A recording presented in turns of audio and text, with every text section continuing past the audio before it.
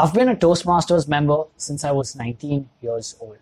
I've given a bunch of speeches, been a part of the executive committee, and also chartered a brand new club, which was a great experience.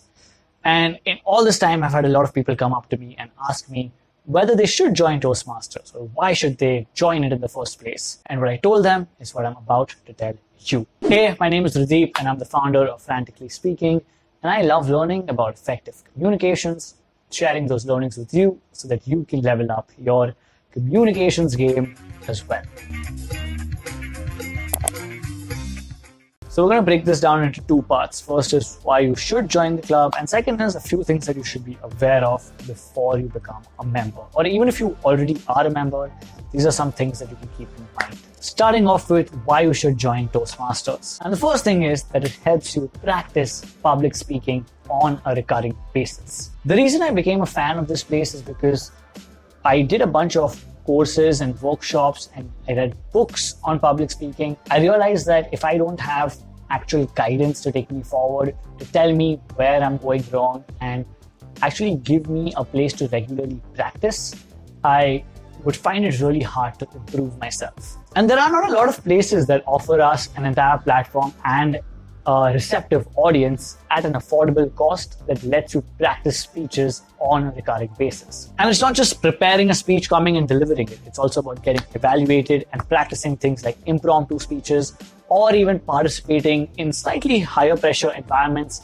like speech contests where you can test your abilities against other speakers. The next point about why Toastmasters is a good place to join is that it's a safe place to fail. And this is crucial, because when it comes to something as sensitive as public speaking, something that we are so afraid of, something that we are most afraid of people judging us. And if there's a platform that we can go to where even if we screw up, there have been so many times that I've blanked out, forgotten my lines, and just given bad speeches, the audience has always been very supportive of that. They've always come back and encouraged me and my fellow members to do a better job the next time. And some of them will actually give helpful advice which will help you not just improve on that speech, but help you improve your overall communication skills. And because it's a safe place to fail, it not only gives us the ability to just keep on giving speeches and grab more stage time, but it also allows us to experiment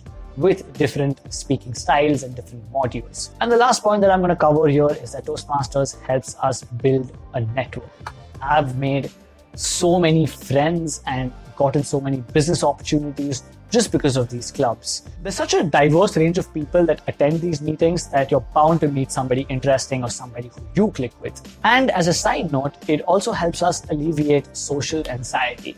Because if you're like me, if you're an introvert and don't like being in social situations very often, this sort of an environment, because it's very friendly in nature, a lot of people will approach you even if you end up going alone to some meetings. And if you do reciprocate, you might just end up with a few amazing lifelong friends. Now, I'm sure there are a lot more points as to why Toastmasters is a great place to be at, but those are the three that are most important to me. And now I want to move on to something that people don't talk about very often, which is what should you be aware of before joining, or even if you are a member at Toastmasters. The first thing is the DTM ladder.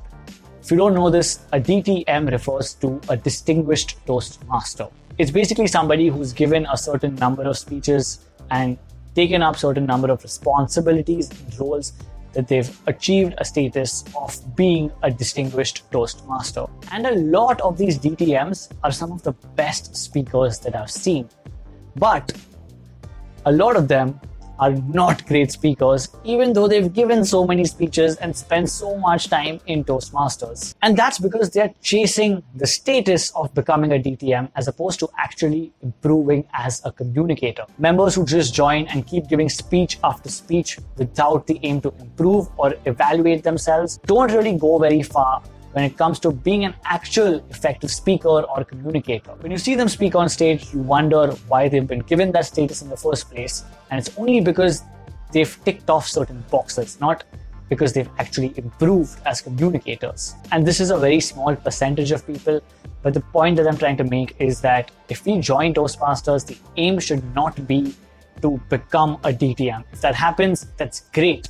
But our aim should be to give a speech and to improve with every speech. If we are not good at our body language, it's okay. But the next speech, we should work towards that. If we're not good at voice modulation, we should work towards that before we move on to the next speech and not just keep completing our levels to reach a particular credential. The next thing to be aware about is that sometimes at Toastmasters, we might not be getting the real picture. What I mean by this is that when people are giving us our evaluations, because Toastmasters is inherently a very friendly and supportive place, they might not give us a real picture of where we stand with our speaking skills. And to a large extent, that's a good thing because people are always sensitive about the feedback they give. But sometimes we do need that blunt feedback to help us improve.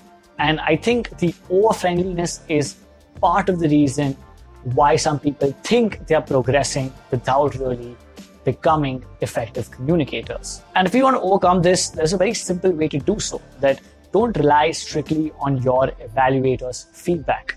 Your evaluator is also a member of Toastmasters. Even though the intentions are great, they might not have the correct feedback points for you. In such instances, try and keep an eye out for senior Toastmasters members who you actually admire as great speakers and ask them for their feedback after the meeting is done.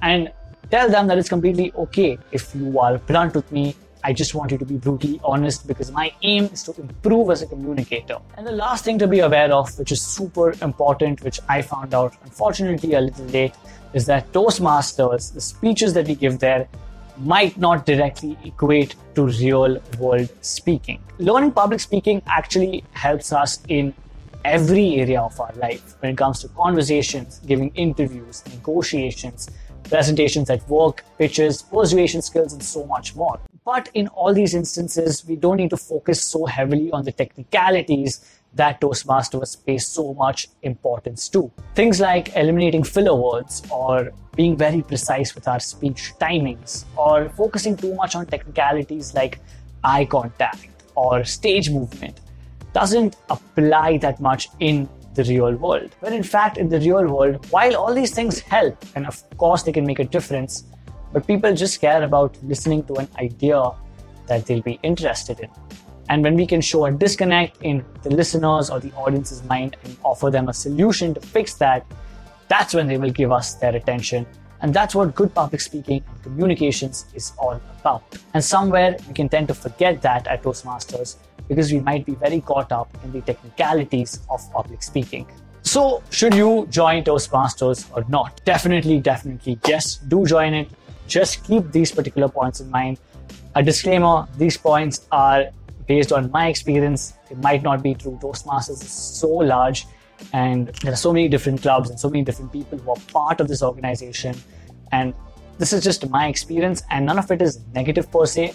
It's just things to watch out for, which will help us get a lot more out of these clubs. That's about it. If you have any more questions when it comes to things like communications or Toastmasters, if you're nominated for any of the roles and need some help in preparing for them, we have a bunch of in-depth articles dedicated just for that. So go check out franticallyspeaking.com.